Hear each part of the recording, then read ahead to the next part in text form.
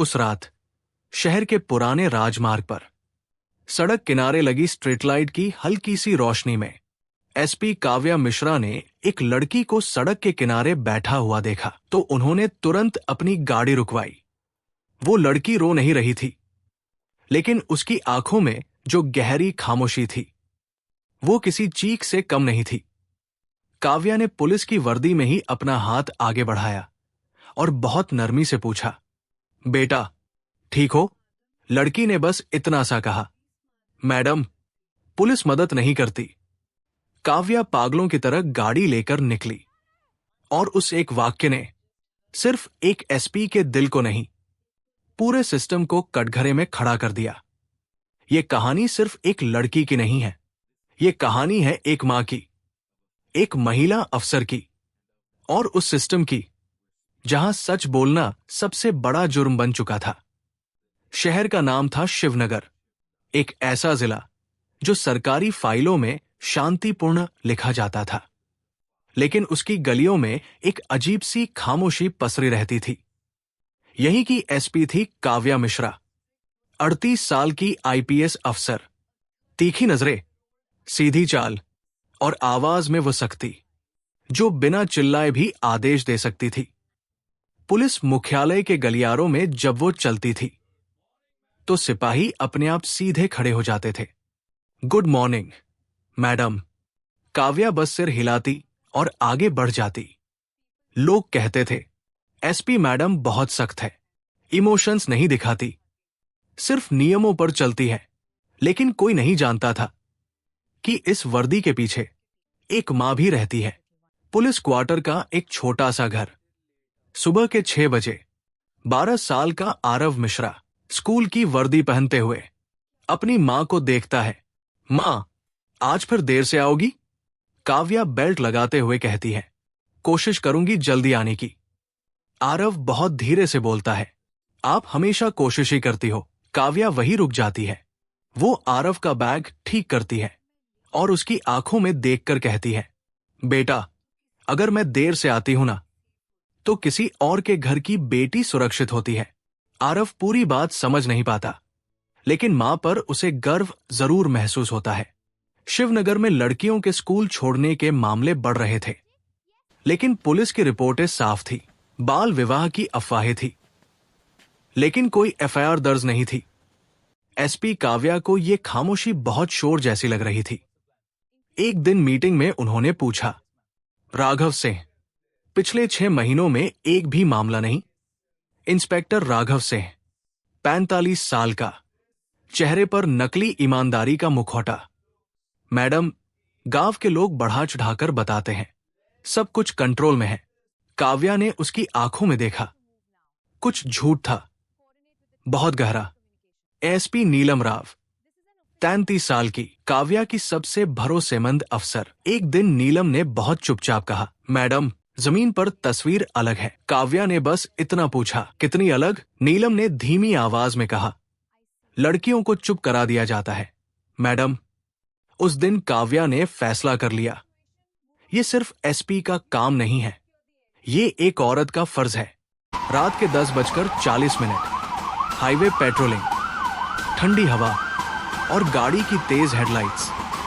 तभी काव्या ने देखा, सड़क के किनारे एक लड़की बैठी है। नीलम ने कहा, मैडम संदिग्ध लग रही है। काव्या ने ब्रेक लगाया। लड़की का नाम मीना था, उम्र मुश्किल से 15 साल, साधारण कपड़े, डरा हुआ चेहरा। मैडम घर नहीं जाना। क्यों? शादी करवा रहे हैं। और जब पुलिस के पास गए तो भगा दिया। ये सुनते ही काव्या के हाथ कांप गए। पुलिस मदद नहीं करती, ये बात एक आईपीएस अफसर के लिए सिर्फ शर्म नहीं थी, ये एक चुनौती थी। घर लौटकर आरव सो चुका था। काव्या उसके पास बैठ गई, उसके बालों में हाथ फेरा। उन्होंने सोचा, अगर कल आरव किसी गलत सिस्टम का शिकार होता तो मैं क्या करती? उस रात एसपी काव्या सो नहीं पाई। उसी शाम काव्या को एक गुमनाम कॉल आया, मैडम ज्यादा सच मत खोदिए, वरना आपके बेटे को परेशानी हो सकती है। फोन कट गया। काव्या ने फोन हाथ में पकड़े पकड़े आरव के कमरे की ओर देखा। उसकी आंखों में डर था, लेकिन उससे भी ज्यादा गुस्सा। और वही गुस्सा आने वाला इतिहास लिखने वाला था। फोन कट चुका था, लेकिन उस आवाज की गूंज अब भी एसपी काव्या मिश्रा के कानों में थी। मैडम, ज्यादा सच मत खोदिए, वरना आपके बेटे को परेशानी हो सकती है। काव्या वही खड़ी रही, हाथ में फोन, नजरें आरव के बंद कमरे पर टिकी हुई। ये पहली बार था जब सिस्टम ने सिर्फ उनकी कुर्सी को नहीं, उनके मां होने को धमकी दी थी। वो आईपीएस अफसर थी, लेकिन इस पल सबसे पहले एक मां थी। सुबह के 6 बजे आरव उठकर रसोई में आया। मां को चाय बनाते देखा। मां, आज आपकी आंखें लाल क्यों हैं? काव्या ने मुस्कुराने की कोशिश की। कुछ नहीं बेटा, बस थोड़ी थकान है, आरव ने बिना पूछे कहा। मां, अगर आपको कभी डर लगे ना, तो मुझे बता देना। काव्या का दिल भर आया।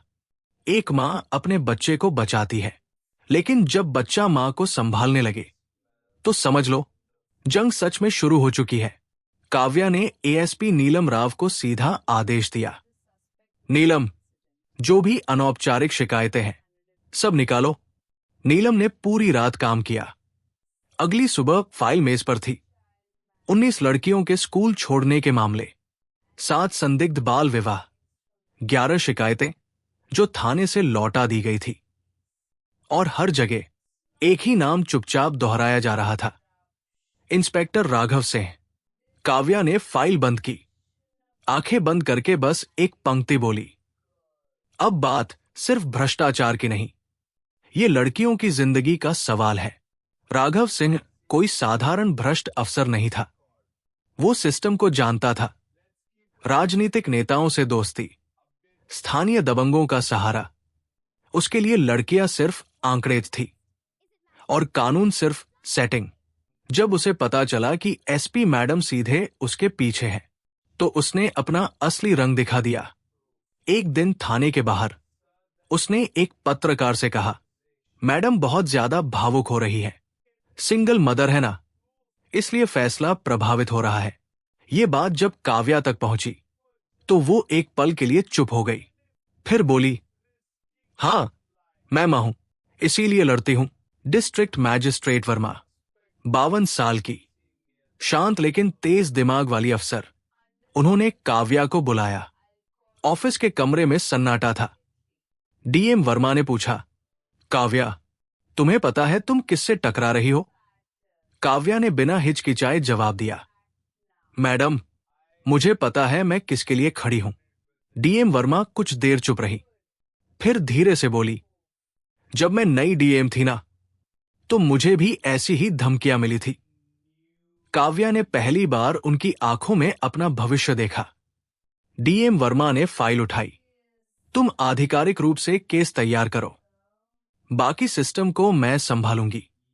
उस दिन 2 औरतें सिर्फ अफसर नहीं थी, 2 साहसी औरतें एक साथ खड़ी थी। जांच आगे बढ़ी और दबाव भी। काव्या के ट्रांसफर की बातें होने लगी। सोशल मीडिया पर चरित्र हनन। आरव से स्कूल में कहा गया, तुम्हारी मां पुलिस है, लोगों को परेशान करती है। आरव रोया नहीं। घर आकर उसने बस इतना कहा, मां, क्या आप गलत हो? काव्या ने उसे सीने से लगा लिया। बेटा, जब सच बोलने पर लोग तुम्हें गलत कहने लगे ना, तो समझ लेना तुम सही हो। एक रात एएसपी नीलम का फोन आया, मैडम, हमें सबूत मिल गए हैं, ऑडियो रिकॉर्डिंग, पैसे का लेन देन, गवाहों के बयान। राघव सिन्हा का पूरा नेटवर्क बेनकाब हो चुका था। लेकिन अब सवाल था कार्रवाई का। काव्या जानती थी, जैसे ही गिरफ्तारी होगी, सब कुछ फट पड़ेगा। और तभी घर का फोन बजा। आरव स्कूल से नहीं पहुंचा था। काव्या पागलों की तरह गाड़ी लेकर निकली। दिल में सिर्फ एक ख्याल, अगर मेरे फैसले की कीमत मेरा बेटा है, तो क्या मैं फिर भी लड़ सकती हूं? यही वो पल था जहां एक औरत को सिर्फ अफसर नहीं, इंसान होना पड़ता है। स्कूल के बाहर आरव मिल गया, सुरक्षित, काव्या वही जमीन पर बैठ गई। नीलम ने कहा, मैडम, ये सब आपको तोड़ने के लिए है। काव्या ने आंसू पोंछते हुए कहा, नहीं नीलम, ये मुझे और मजबूत बना रहा है। उस रात काव्या ने आरव को सुलाया, उसके सिर पर हाथ रखते हुए कहा, बेटा, कल तुम्हारी मां एक बड़ा काम करेगी। आरव ने नींद में ही कहा, मां, आप सही करोगी। और वही था सबसे बड़ा सहारा। अगली सुबह गिरफ्तारी का वारंट तैयार था और पूरा जिला तूफान के इंतजार में था। सुबह के 5 बज रहे थे। शिवनगर अभी सो रहा था, लेकिन एसपी काव्या मिश्रा जाग चुकी थी। वर्दी पहनते समय आज उनके हाथ नहीं कांप रहे थे। आज डर नहीं था, सिर्फ एक ठंडी सी शांति थी, जैसे दिल ने फैसला कर लिया हो, जो भी होगा अब पीछे नहीं हटना है। पुलिस मुख्यालय के बाहर मीडिया जमा थी। कैमरे चालू, सवाल तैयार। एसपी नीलम राव ने धीरे से कहा, मैडम, सब तैयार है। काव्या ने सिर हिलाया। चलिए। इंस्पेक्टर राघव सिंह अपने केबिन में था, अब भी आत्मविश्वास से भरा हुआ। जब काव्या अंदर आई तो उसने व्यंग्य भरी मुस्कान दी। मैडम, आज भी भावुक होकर आई है। काव्या ने वारंट मेज पर रखा। राघव सिंह, आपको गिरफ्तार किया जा रहा है लड़कियों के खिलाफ अपराध, भ्रष्टाचार और कानून के दुरुपयोग के लिए। वो हंस पड़ा। मैडम, आप जानती हैं ना, मैं अकेला नहीं हूं। काव्या ने उसकी आंखों में देखते हुए कहा, मैं भी अकेली नहीं हूं। और बाहर हथकड़ियों की आवाज गूंजी। उस आवाज के साथ पूरा शहर जाग गया। राघव सिंह की गिरफ्तारी के बाद राजनीतिक दबाव आया। डीएम वर्मा के कार्यालय में फोन बजते रहे। इतना आगे जाने की क्या जरूरत थी? मामले को चुपचाप निपटाया जा सकता था। डीएम वर्मा ने बस एक जवाब दिया, जब लड़कियों का भविष्य दांव पर हो तो चुप रहना अपराध होता है। उन्होंने काव्या को बुलाया। काव्या, ये मामला अब सिर्फ शिवनगर का नहीं रहा, राज्य स्तर का हो चुका है। काव्या शांत रही। मैडम, मैं तैयार हूं। अदालत के बाहर लड़कियों की एक पंक्ति खड़ी थी, जो पहली बार बिना डर के खड़ी थी। मीना भी उनमें शामिल थी। अदालत के भीतर राघव सिन्हा के वकील ने कहा, एसपी मैडम निजी बदला ले रही है, सिंगल मदर होने के दबाव में।